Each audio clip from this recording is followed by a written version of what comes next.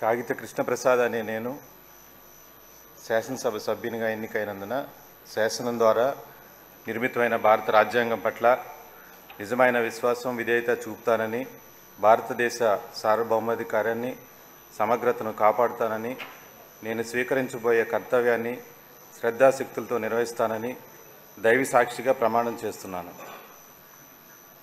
ఆంధ్రప్రదేశ్ శాసనసభ సభ్యుడినైన కాగిత కృష్ణప్రసాద్ అనే నేను సభ నియమాలను కట్టుబడి ఉంటానని, వాటిని అనుసరిస్తానని, సభ మర్యాదలను పాటిస్తానని, సాంప్రదాయాలను గౌరవిస్తానని దైవ సాక్షిగా ప్రమాణం చేస్తున్నాను.